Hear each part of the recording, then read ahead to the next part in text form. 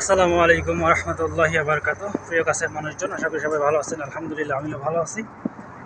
তো যে প্রসঙ্গটা নিয়ে আজকে কথা বলার চেষ্টা করব, নীরবতাও একটা প্রতিবাদ। এই নীরবতা নিয়ে ইতিপূর্বে কথা বলছি।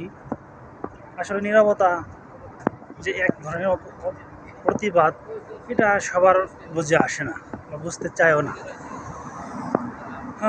এটা হচ্ছে যারা নীরবভাবে অনেক অন্যায় জুলুম সহ্য করে শুয়ে যায়, আসলে এটা তার পরিবারের শিক্ষা।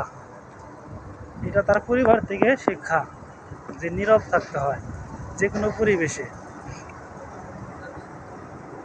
আর নীরবতা আমাদের হাদিসে আছে যে তুমি যদি কোনো ইসলামী বিরোধী কোনো কাজ হতে দেখো, তো তখন তুমি যদি তোমার সামর্থ্য থাকে যদি তোমার সামর্থ্য থাকে তবে তুমি তোমার হাত দ্বারা সেই কাজটাকে বাধা প্রদান করো, যেন সেই ইসলাম বিরোধী কাজটা না হয়।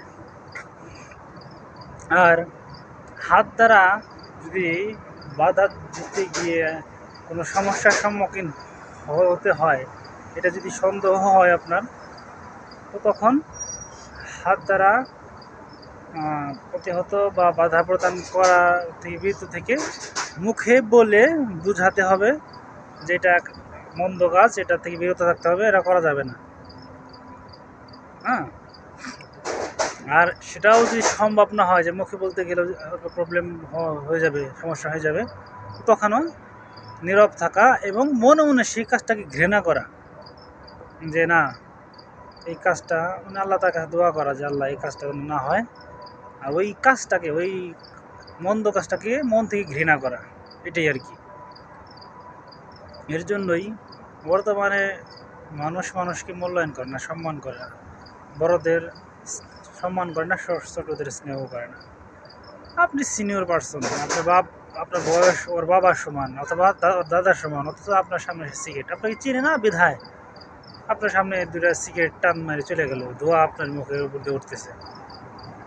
আর আগে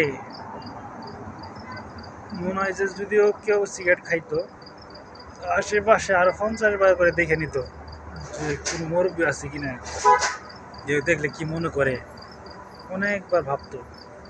কিন্তু এখানে বাবা